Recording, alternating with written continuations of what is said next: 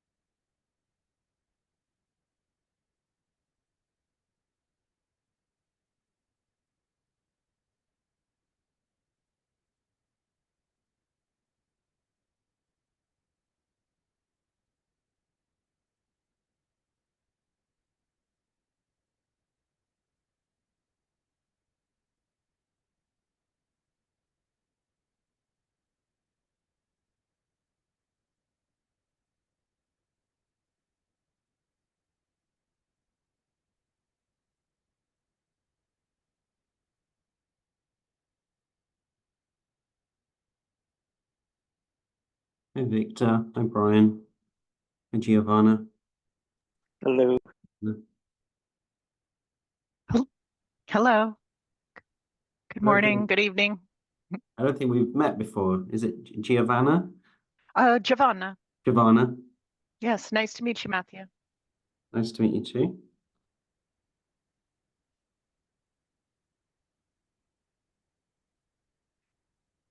Do you go by Matt or I Matthew? go by Matthew, but Okay. if people call me Matt, I don't get too offended. Don't worry about it. Okay.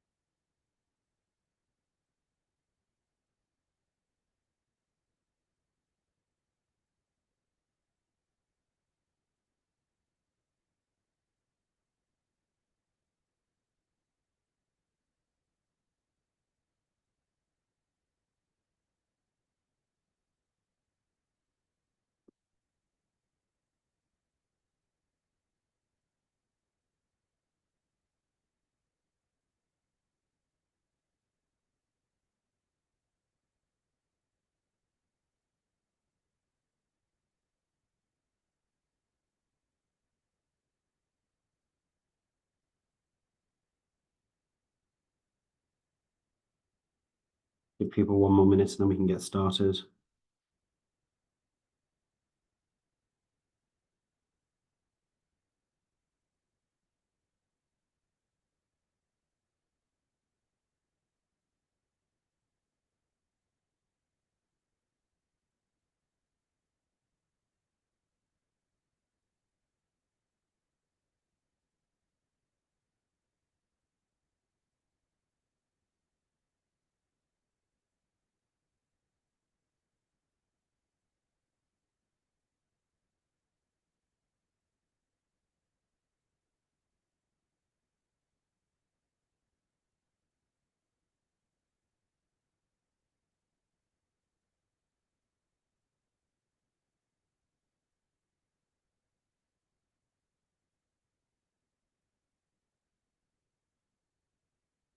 Okay, let's get started, guys.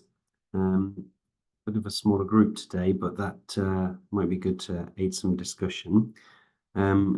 As always, the Linux Foundation meetings always start with the antitrust policy, and the antitrust policy can be found on the website highlighted here. And if you are a member of a Linux Foundation company, you can also contact Andy Updegrove for any concerns over antitrust. And on that note, we can get straight into the topic for discussion today, which is the Scratchpad sort of AI form sort of guidelines. If you recall, last time we again went through these guidelines, and we had a few questions and comments to be made. I've worked on them over the last month, or some of them, but there's some that I kind of wanted to bring again up for discussion. This was brought up at the OpenChain board meeting recently, and that there was sort of a desire for this to progress into something that we could start sharing around to get further input from the community later this year. So we're probably closer to it than we were over the last few months. But as I said, there's certainly a few additional comments that I wanted to just clarify. And good to see Nick on the line, because the first one was kind of a comment that Nick had brought up last time.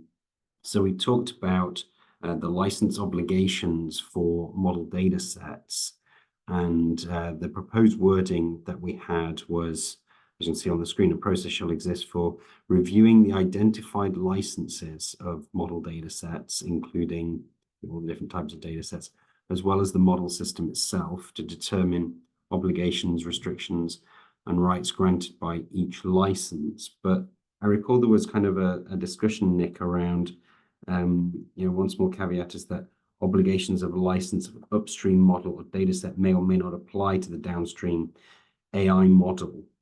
And I just wanted to expand on your thoughts there and how we can sort of change the appropriate wording here, because you are right. It may not be appropriate, and I don't know, just like a small change, like relevant identified licenses, or whether there's something else you were thinking about.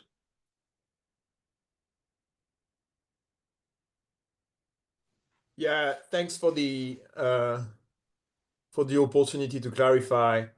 I would welcome also inputs by the group on that. I think what I was after is it may not be relevant in every single case to do this full determination. And it's not necessarily, necessary or good thing to review all these things every single time. They may be depending on the use, or depending on the circumstances. I think what I was after was, this particular step may not be necessary. And so perhaps we should be either more lightweight or more specific when we think that particular step is helpful. And one of the reasons why I was saying, hey, it may not be necessary in every single step is because, in some cases, like you may decide, or an entity may decide that they don't have to do the full analysis that happens sometimes when people want to test things, or when they want to do something for internal use. So they may decide that they won't go after, they won't perform the full analysis. So that's kind of the rationale for my comment. So I'm happy to kind of wordsmith that particular language a little bit. I think others are welcome to contribute as well. I may need a minute to make sure I capture the spirit of that what we're trying to accomplish here, and still not create traps for ourselves. That's great. I've just put the link to the document in the chat. It's open to everyone to go in, have a look, edit, modify. I assume edit and modify. Let me know if you can't edit or modify. I definitely think you can add a comment. So feel free, Nick and others, to go in and with the whole point of this meeting now is for us to update these words, so we can maybe work on that wordsmithing. I like the suggestion about relevant or maybe potentially relevant. I think a question is, are the obligations or the licenses the potentially relevant one?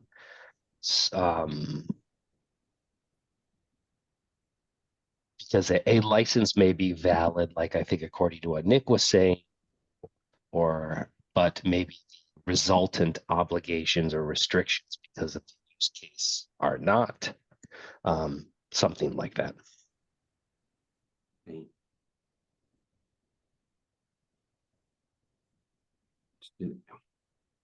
I mean, maybe because I've read this too many times, does this actually state, though, we are required to meet those obligations? It just says a process shall exist for reviewing the now relevant identified licenses for the model, as well as the model system itself, to determine the obligations. We don't have to do anything with those obligations.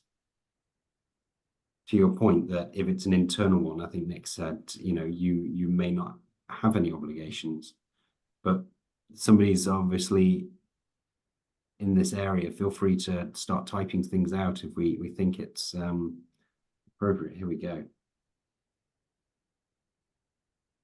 Yeah, I'm typing something, and so I'm adding. I don't know if you can see it in the taking into account the intended use of the model. And the reason why I'm saying that is because, depending on the intended use, you may not need to do all that analysis. You may not need to review all these things at all. You just, you just bypass the entire exercise entirely, depending on the circumstances.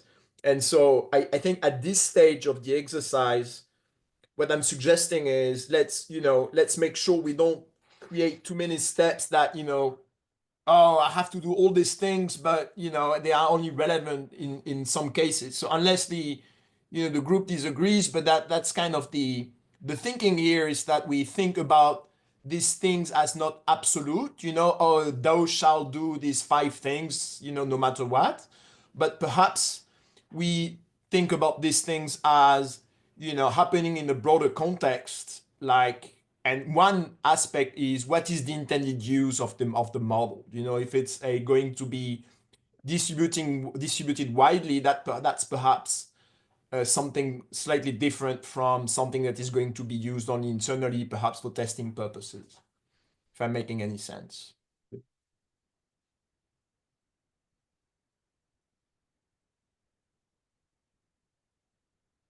Anyone else got comments here?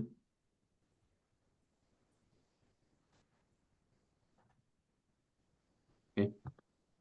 Well, I do like the genericizing. That's the wrong word. Yeah. I think the point you're trying to get to here, I think, is spot on. If it's not appropriate, we shouldn't mandate it. Okay, so then moving on there, a documented procedure to review the document, the obligations, restrictions, and grants and rights granted by each identified license as appropriate or as intent. Yeah, as appropriate.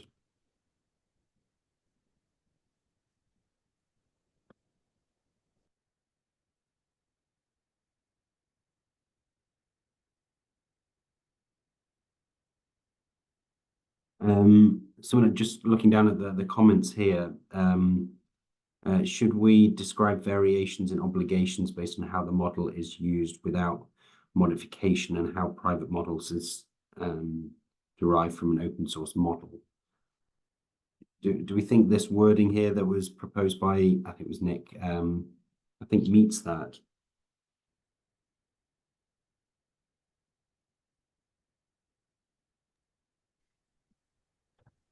I feel like from a very high level, which maybe is what we want here, it seems like it does account for that.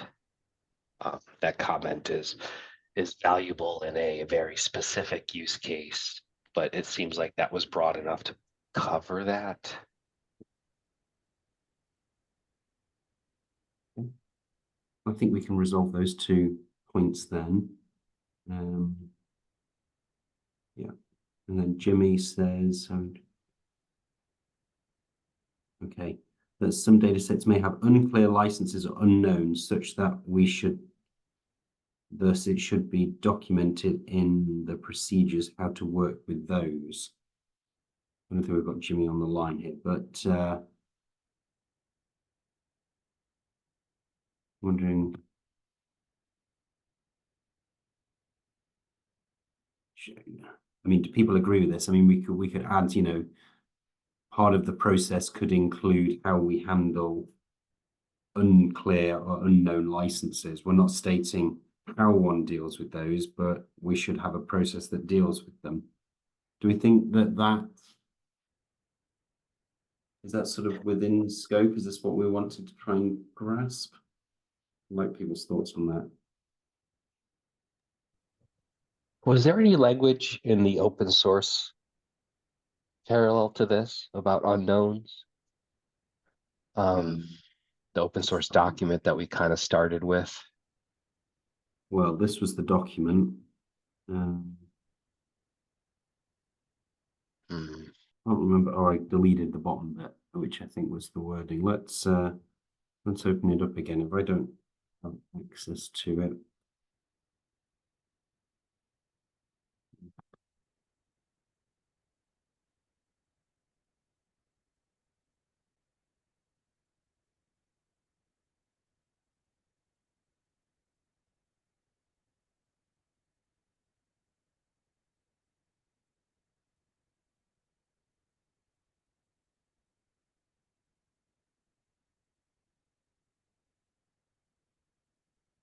So here it is.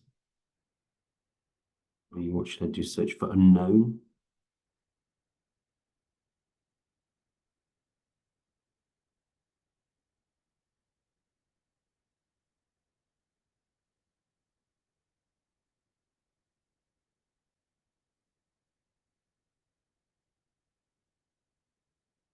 I don't think so. It's my gut feeling, but I may be wrong. Hi, Matthew. This is Jan. I just joined Hey, Jan. to get a glimpse of what you are about to do here, and maybe I may help you with the question. What are you searching for? I've been through Someone 52,000. proposed, and I hope I still have it open here. Oops. So Jimmy stated in the text here, how do we handle unclear licenses or unknown licenses? And someone then just proposed, what was it like in 5230? Okay. It's if there is no license associated with things, then in general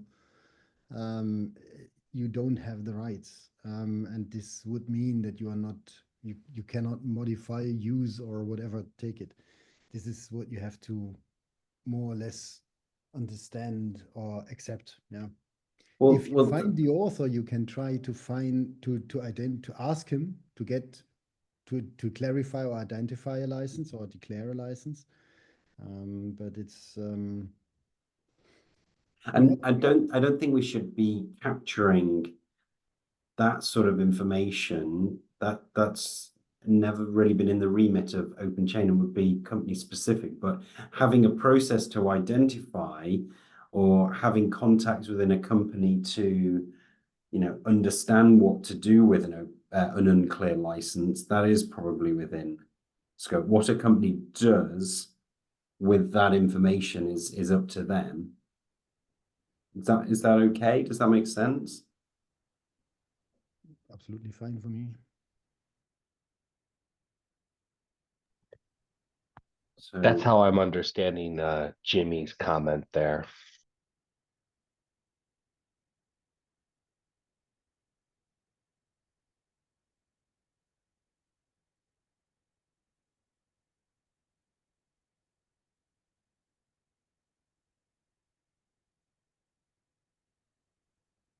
does that seem reasonable? Hey, so I don't want to split hair, but I think that's I don't know if it's a separate process from the one we just mentioned, but you know, in all fairness, I think this is covered. Like, if you have a process to review the relevant and identify, I would imagine, the relevant licenses, then you kind of have to deal with like unclear situations. I think that, it comes along with it in some way. And like, I'm not sure about adding unknown here, because if you don't know about them, like, what are you supposed to do? You know? So what I'm suggesting is, so let's not create a second process. I'm not sure it does that, but a process shall exist on how to handle this. I don't know if we need a second process, because I think it's kind of a byproduct of the first exercise. Do others agree with that point? I tend to agree with that point. I think if you're reviewing licenses, I would agree as well. I think it's inherent in this having a process for reviewing the identified licenses already. I mean, you're going to assess them, excellent. and if someone doesn't understand, then they would have that would be implied that you'd have a process, whether you go to legal or. Yeah. But this requires that you definitely, for every piece that you are taking in, you definitely have a declared license. And there might be pieces of software or models or whatever that do not have anything declared. It's something that can happen, yeah. So it's published and nobody declared a license, or you cannot be sure whether this is the correct one that is declared, and then because it appeared already somewhere else, then you are in doubt, and so therefore maybe kind of a resolution would make sense. Sure. I think third-party licenses, proprietary or, would be beyond the scope of the open source review. Open source, like for OpenChain. I think that's a separate issue, right? I mean, it's part of the due diligence, but not necessarily. I mean, I don't know. Is that? I don't know that that's typically, something in the OpenChain policies for reviewing third-party proprietary licenses as well. Is that something that should be in there as a separate step? I mean, it should be done. Yeah, I agree with that. We've always been sort of license agnostic, whether it's an open source or a proprietary license. So I infer this is both.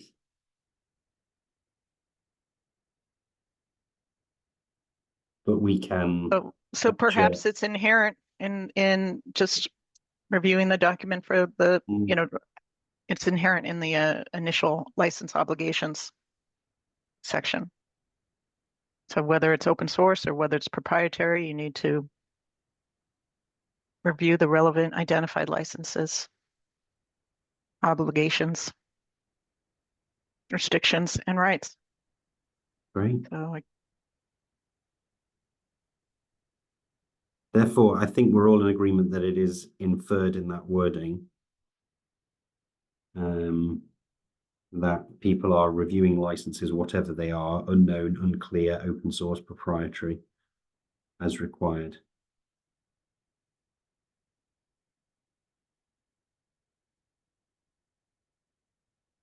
Good. Okay. Moving on then, Nick, another comment talking about transparency. Further discussion on transparency, we will expand this at the next meeting.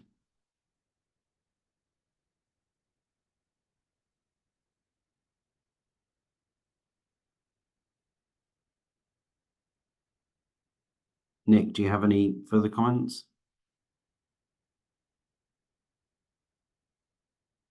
You're on mute if you're talking, Nick. Yeah, sorry, I had difficulty finding the unmute button. I think the general comment I was making, I just double checked the document and we don't mention transparency once. Maybe I missed it. But I guess my point is, like, I think the group should consider the extent to which we want to have a section addressing transparency in some way, shape, or form, because I think that's going to be a recurrent requirement from jurisdictions around the world. And I think it would be helpful for members or whoever is trying to use that document to kind of get in front of these upcoming regulations, to have like something addressing the transparency or disclosure obligations that are going to come down the the pipe. So that was and I was just giving one example of such obligation. I don't know how hard they're going to come after it, but like from the state of California. And so, yeah, so my suggestions was, hey, do we want to add a section on transparency? Maybe, it can be super lightweight. It could be a placeholder for like more stuff down the road, but at least, we are not blindsided. So, I mean, the history of transparency in this has been fraught, and when it was first proposed, it caused a lot of disagreement. That was probably 12 months ago now. Clearly, the legislation has moved on a bit. People are understanding transparency a bit more. I'm happy to propose some wording, and then I guess it's down to the OpenChain board to see if they are comfortable with that wording. But I'm wondering whether, again, we do that light touch approach of you meet transparency requirements for regulations for intended purpose of the model or something along those lines. Or I'm wondering if this is just a broader kind of requirement that a company is considering, because transparency is going to be one of many hot topics. Yeah. I don't know if we generally make a reference as a requirement that there's somebody reviewing regulations or requirements from that touches the entity, and that would include something like transparency. Because it does seem to me, outside of our previous conversations on transparency, it would kind of just be sticking out in this document because it's very specific. So I don't know if we did take that approach of referencing just the need to stay abreast of requirements. I don't know if that's a competence. I don't. Oh, so I like that idea then. So it's slightly more hidden in, well, competence was more around people are competent, but in terms, yeah, could we put it in somewhere else under another obligation?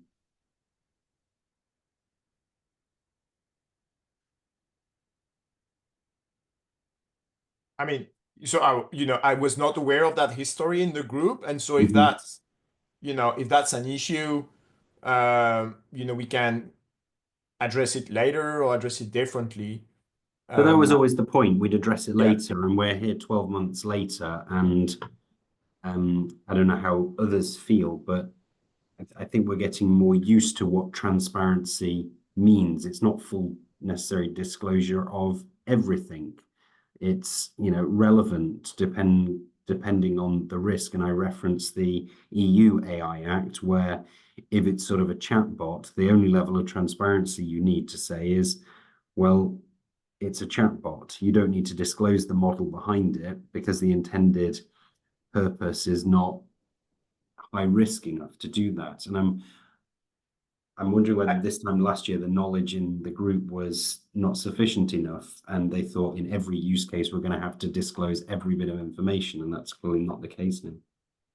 But I think there was a good suggestion to have, sometimes you have that in this type of documents to actually have a function where you stay abreast of, regulatory developments and whatnot. And so that could be the placeholder for, these type of things. I don't know if we have that right now in the document, No, but you don't. something of a more like a monitoring function. Whoa. So, well, let's just put it at the bottom and see where we end up with. Governance, would you say it's that? Something like that. So just a comment here. I think this whole document needs to be read and interpreted in the context of the regulatory environment. So I think we need to be careful not to try to replicate what's covered in the regulations into this document. I think this No, I document is agree with that.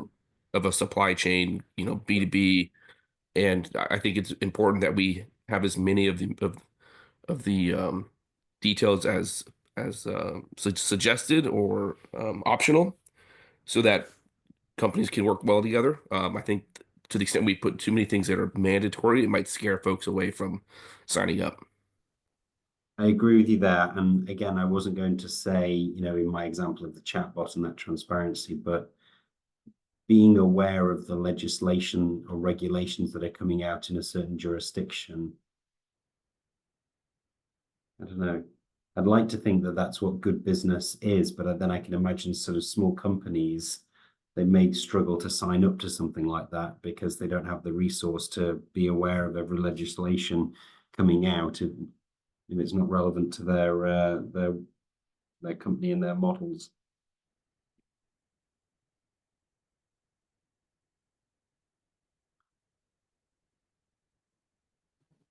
Hey, Matthew, this is Prasad. I have a question. I was just going over the document as you were speaking.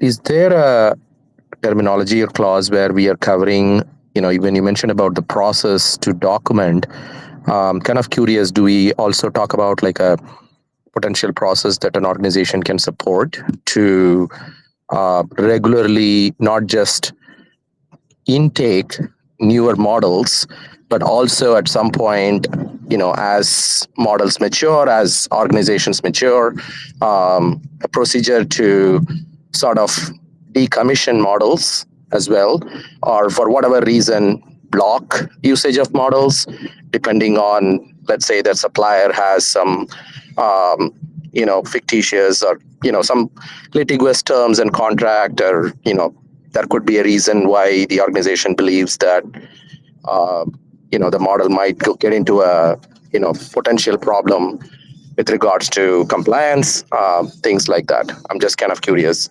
No, Do we want to cover that aspect?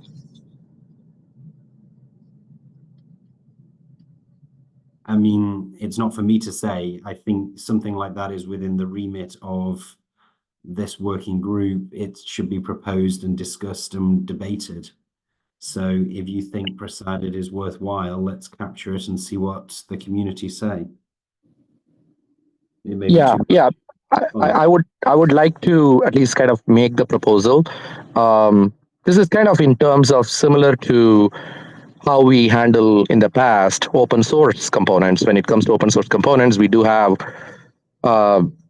appropriate processes to bring in those components, validate them, and add them to the set of standard green database of components to be used. Likewise, we also have a procedure or some process governing how these components will get at some point in their life cycle, or some sort of a life cycle management process is what I'm looking for, to regularly decommission or potentially block the usage. Having that provision doesn't mean that having the process will require the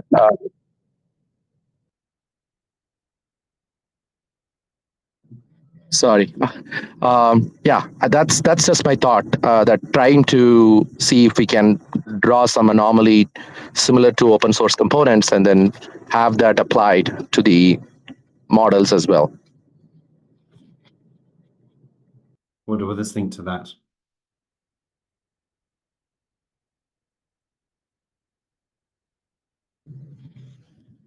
Sorry, I didn't hear you. Can you please repeat? I said, what do other people think of that?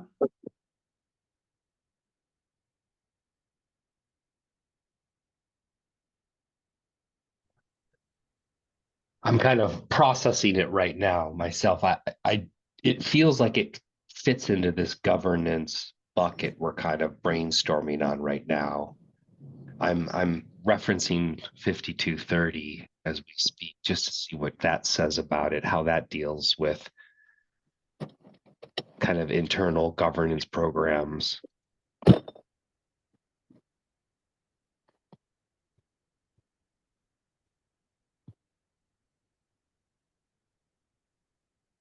Yeah, I mean, we we can just add, or at least my proposal is to not necessarily dictate or whatever the terms of the process as such, but just having, like, making a note that it would, if we can have a process to, just like we have a responsible AI process that will do the necessary impact analysis and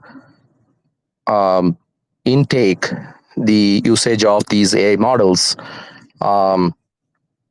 having a provision to regularly review and having those models at some point in their life cycle, having a life cycle management policy in place to handle the potential decommissioning or handling the life cycle of those components, those models.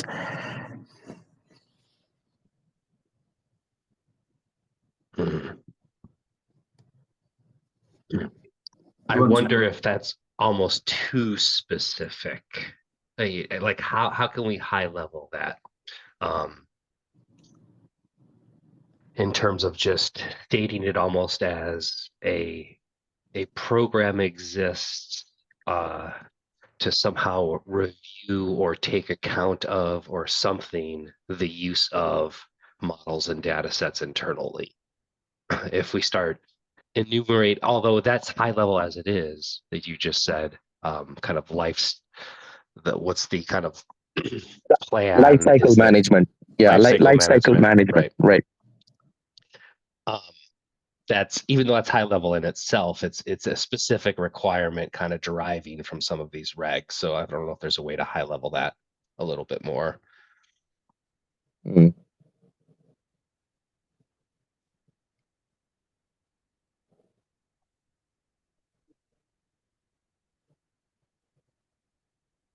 I'm thinking perhaps instead of having maybe life cycle management, can we maybe up level that to just say, like, part of the responsible AI governing model should also include provision, or like for supporting.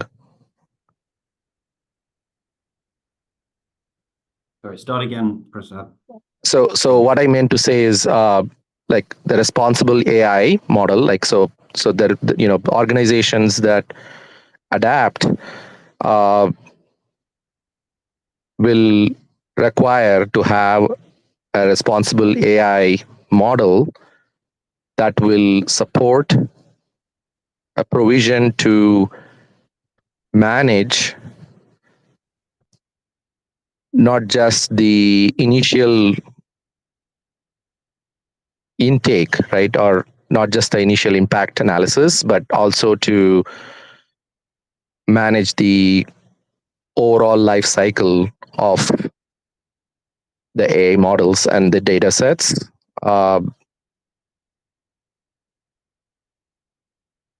across the organization, right? I think that's what we are trying to imply.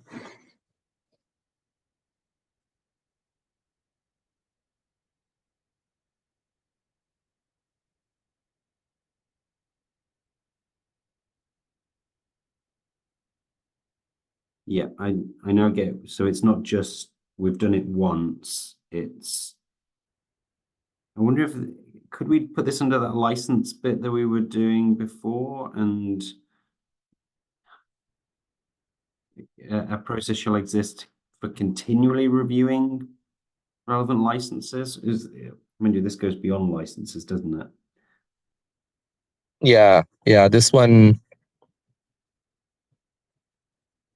I mean, we are not primarily looking for license perspective, but in general, like, this could be again triggered potentially because of a license, but also other factors such as supplier, for example, right?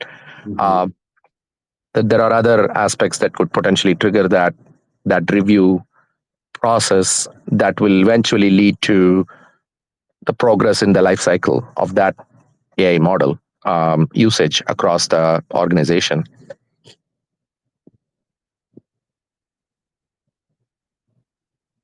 Because if you only talk about the process to handle like the initial intake and like a simple keeping it at that level, I don't know, again, like when you think about a year or 2 years from now, models are always going to keep coming, and there could be older models that might enter into other potential state of decommissioning, or at some point organizations will need that ability to clearly point out that, hey, these are all the models that we can use, these are something that has been used in the past but no longer allowed, that sort of thing.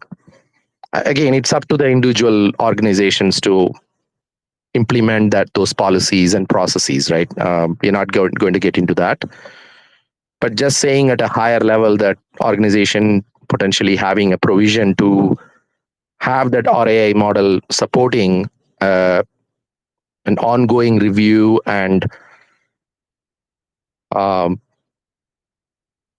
life cycle process, or ongoing review process to manage life cycle of the adopted AI models and training data sets. Prasad, do you want to go into the document here, and let's see if we can wordsmith some your thoughts here? I'm wondering, so how do we think about this in terms of what we're doing here in terms of kind of a delivery, an A-bomb, almost kind of, it seems like a broad requirement, once again, kind of deriving from regulations, that I don't know if we need to itemize here. Maybe we break it out as an example. We started this government section. There's a framework to review this.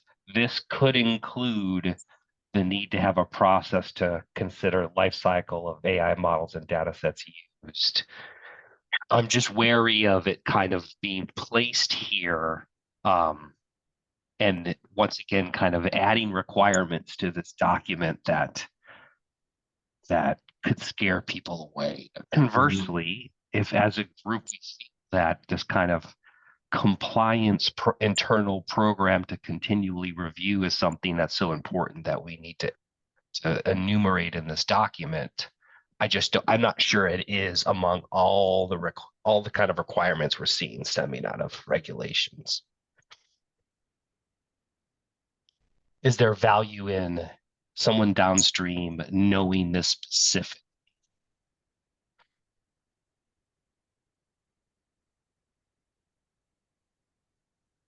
Yeah, I think one aspect that we can think of is like with the new EU CRA Act, right? At least on again, I can't speak for all the AI models, but on the FOSS components aspect, there has been an increased need to essentially having policies and processes in place to do lifecycle management for all FOSS at least, and that is not just from the process need perspective, but also from the EU CRA Act, we need to retain record retention has become one of the mandates. So we've seen that because of that record retention, the necessary to have the need for having this lifecycle management is much more, and obviously having a lifecycle management and process and the corresponding records will serve artifacts when it comes to handling those for the FOSS components. So I'm kind of coming from that perspective, that in future, if there is a need for organizations to track and monitor and potentially archive records of their model usage, or how the model usage has evolved on their products and solutions, this could be a useful factor, right? I mean, having a governing process to manage life cycle of AI models could be quite helpful.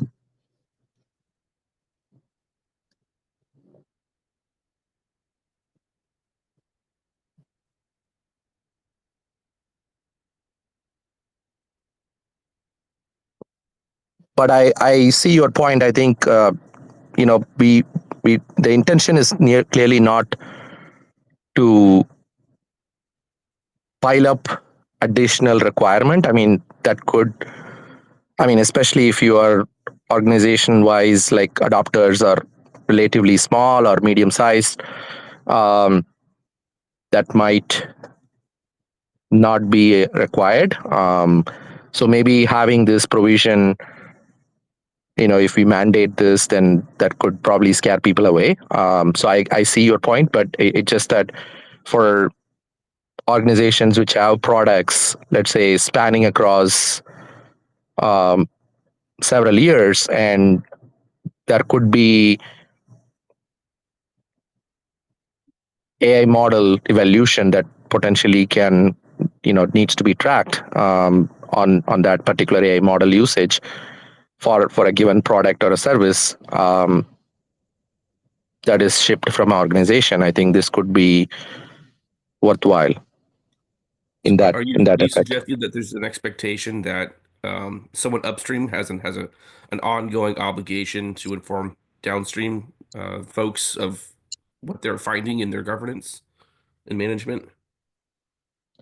Because I think if you look at this document and this process and the artifacts will come up with from the perspective of the downstream recipient, they're getting a snapshot in time of what is known, and then they're going to move on and do what they want to do. The folks upstream may continue to do monitoring and management, but I don't think we want to suggest that there's an ongoing expectation to the downstream recipient to inform them from every little update that they find. Oh, okay. So you're targeting primarily the downstream folks here. So not necessarily the upstream participants, like who may be, like, running, certainly, for example, like DevSecOps or some product operations per se, right? I mean, those are the folks, like, if you look at, like, primarily the product governance teams or the product operations governance, those are the folks that I was targeting, because those are the folks that they become ultimately responsible for supporting or providing artifacts or evidence, or potentially, retain artifacts for longer periods of time pertaining to products and services. But if you are targeting primarily the tail end, or potentially the downstream users, that this may not be applicable to them. I agree there. Yeah, I think for an internal document, these statements make absolute sense. I'd love to hear other folks' opinion, but the way I see OpenChain is more of supply chain, and for whatever reason, I tend to sit in the eyes of the downstream recipient. What are they going to get? What do they need?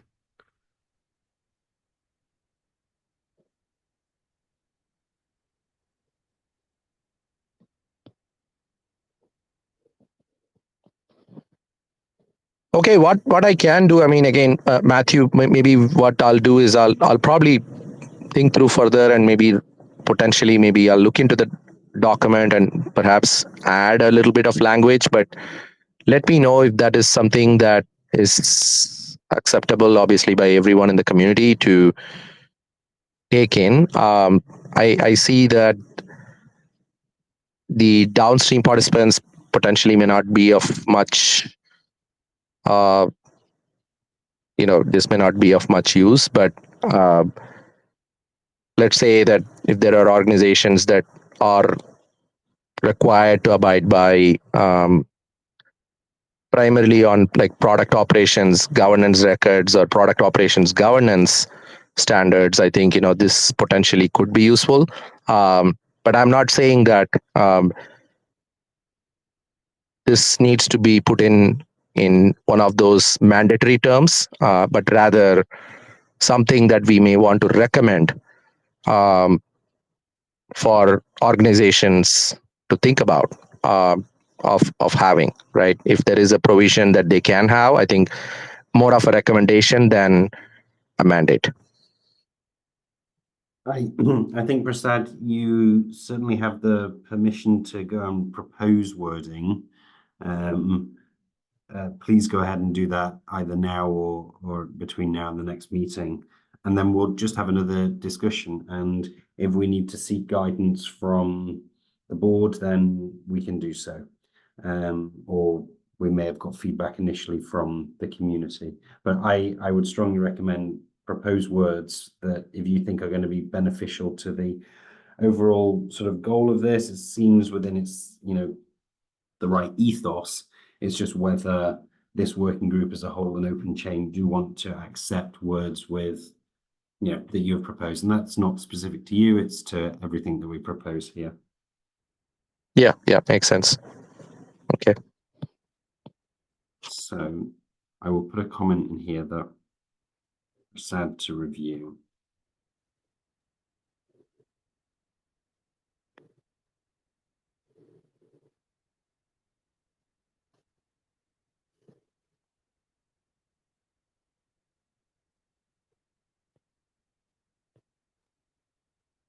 So we touched on the transparency, but we kind of got off the topic, didn't we, Nick? We kind of just left it at governance.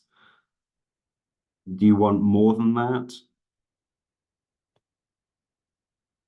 Or were we just suggesting that we stay up to date with legislation rather than? I don't know that we need the governance. I thought that was kind of a neat way to address the transparency comment. I'm not, we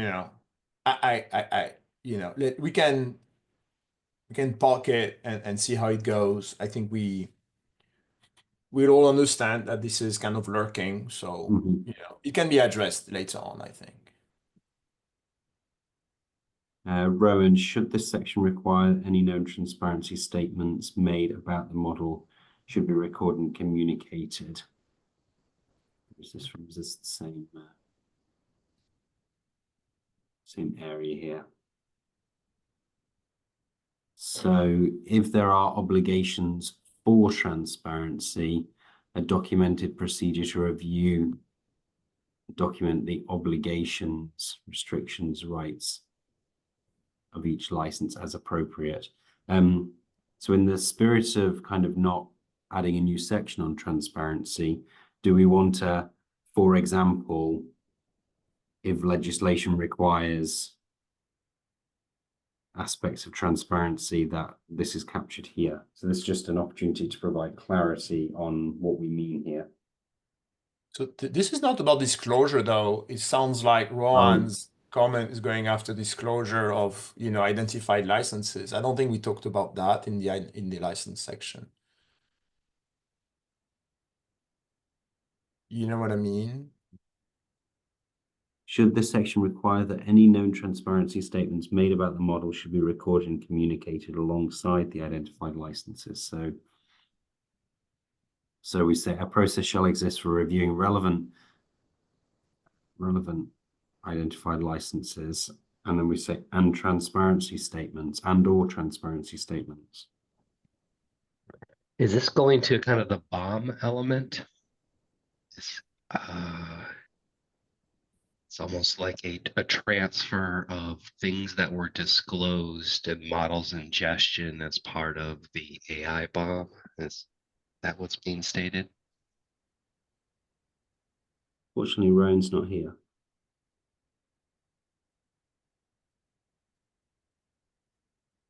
If I understand this correct, I think we are talking about the identified license associated with these models and the corresponding legal constraints that one needs to abide by. Is that what we are talking about here?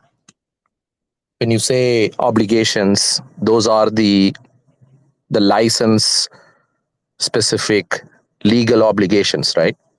Yeah, but I'm wondering whether Rowan is referring to any transparency statements as an obligation. So if either a license requires it or regulation requires us to be transparent in whatever form that we are doing so.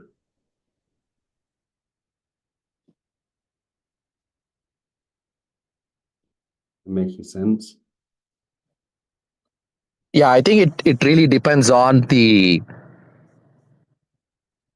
type of the license, at least, right? I mean, certain licenses will come with that obligation, like, so yeah, I mean, those licenses with does come with that publication obligation, will have to abide by, and those specific models will potentially will need to be transparent and essentially published. Is it more than the license obligation, though? Is it also regulatory obligation? Because something could be under an open source license, but if the regulators say that you have to say it's a chatbot, then you have to say it's a chatbot. The license doesn't necessarily capture that. Right.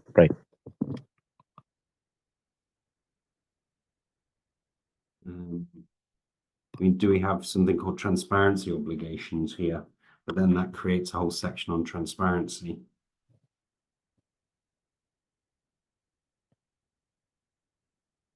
Yeah, I think beyond the license obligation, I think that's probably the primary one. But again, it really depends on specific organization. At least from my experience working with our legal partners, it essentially boils down to the specific legal the legal entities of that given organization, right? So sometimes they do make a change to have those obligations limit to just the license level, but in some cases the legal might choose for whatever reason to go beyond that and add additional obligations, which, due to some specific reasons that is specific to the organization. So that again, it's dictated and governed by the legal entity for the given organization. So we may not be in a right position to add any additional transparency obligation beyond what is the bare minimal required or mandated by the license itself. I think those additional obligations that can apply, but again, it has to probably come from the legal for the respective organization.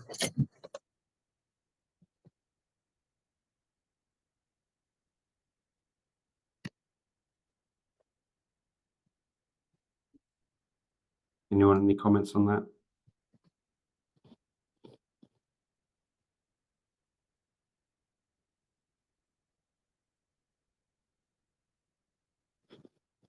Prasad, I think you've got more homework to do. Yeah, well, yeah. And more text in here as relevant.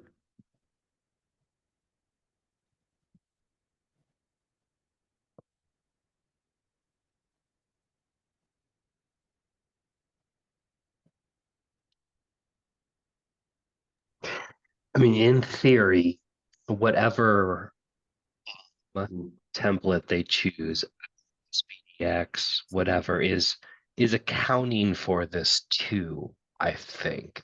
Maybe transparency is beyond the scope of the BOM, but ideally, fields that have been deemed to be required versus optional in a certain BOM template is addressing these transparency needs in like a business to business, upstream to downstream kind of solution we're looking for. So I think we can talk about it in the same conversation. I don't know if I like how broad this is generally when we're talking about transparency. I don't know if this adds any sort of barriers to adoption, if a company would see this and they would get nervous about it. Okay.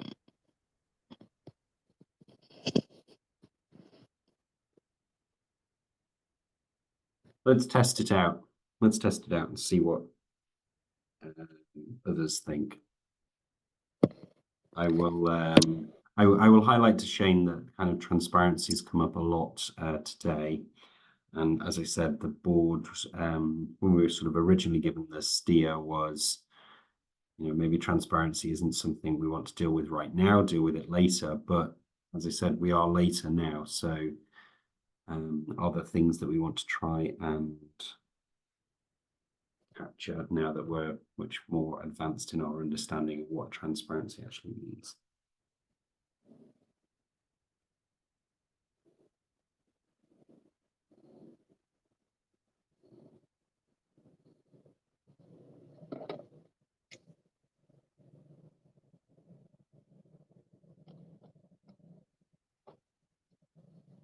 So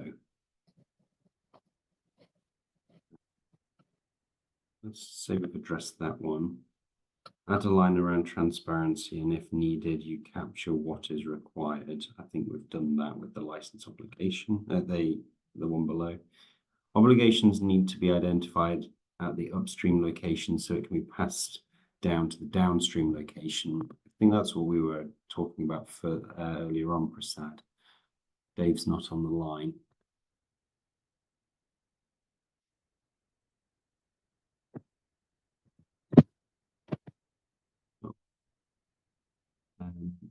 How do we encode acceptable uses according to the license into the BOM? More and more Rail family licenses are popping up. We will eventually have to use taxonomy, class of accepted uses, something as similar to these licenses.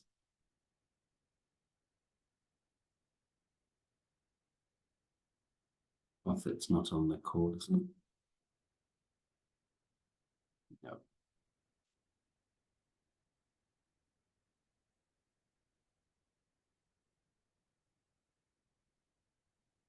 Let's put a pin in that one. Look for an overlap. What's this? Access 4201.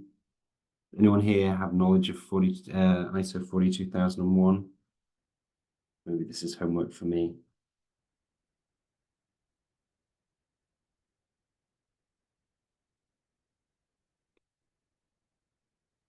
Your process should be within scope of the jurisdiction you are working in. I think we'd try to capture that further down tonight, or certainly with the transparency. Laurie, you're online, are you? Yeah, I saw you before.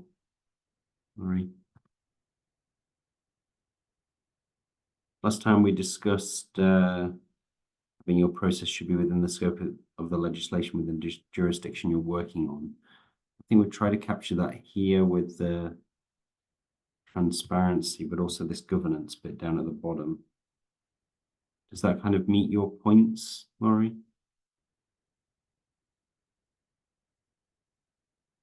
You're on mute if you're talking.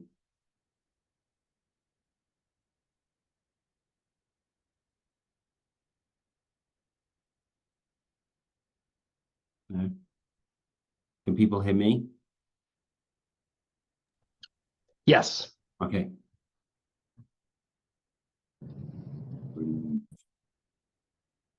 Yes. So we discussed last time we were going to completely remove the concept of AI bill of material fields. Speak now or forever hold your peace. So are we deleting this whole section? We're keeping the reference to the possible BOM providers at the top, Yeah. or have we decided to kind of? Apologies. That was my intended things to remove. Do people agree with this sentiment that we don't want to itemize potential? Did we have that conversation last week? Can't recall. That It was think was better what not to itemize. Yeah.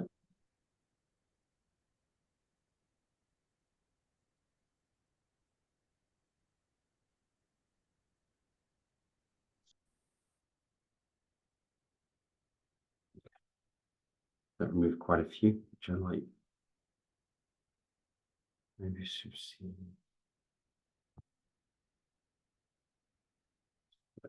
Testing results. A process exists to examine the testing results and determine whether it's suitable for the organization. I think this is way out of context now. So I guess originally when we started this, we didn't know whether we were just going to focus on an AI bomb or more related topics around AI. And this really is digging, well, maybe it's gone off topic here, but these are the testing results of the AI model that we should ensure that we have a process in place to examine the results. I do feel as though this has gone out of context of the of compliance.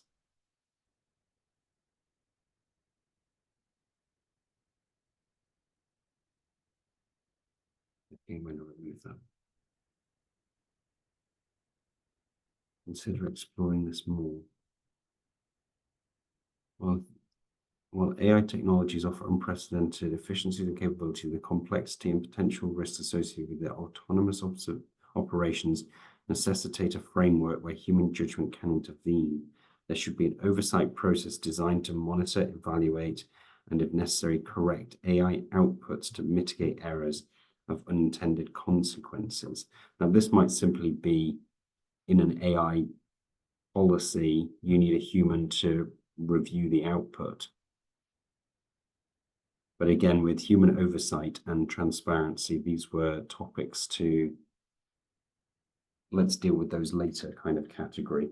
But we are now later, so any further comments on human oversight? And then I'm just wondering whether this again talks to the testing results that we had earlier, maybe slightly out of scope here, but if we want to refocus the scope on AI bomb compliance management, that we say that if a AI bill of materials is produced by AI, then there's human oversight, which is completely different, I think, to this here. We're saying there should always be human oversight with any AI outputs, and that nothing to do with the AI bill of materials.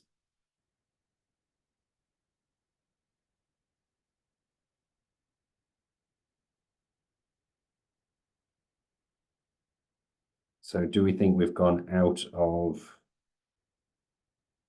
the scope of the intended nature of the document by starting to talk about human oversight?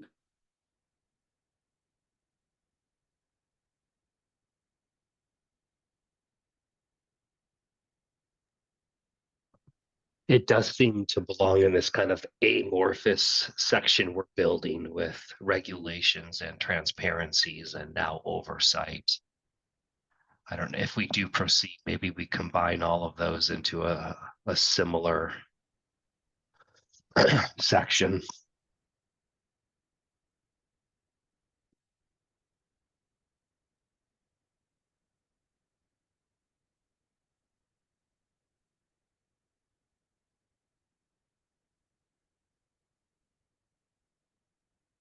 Right then, so we've gone through, which was kind of the purpose of the call. We've cleared quite a few different sections.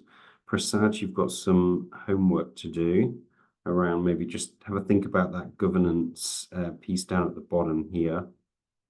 But I think we've probably all got some homework to do, and maybe just see if you can find some time over the next month to just read this 4-page document, 3-page document. No, it's a few more pages.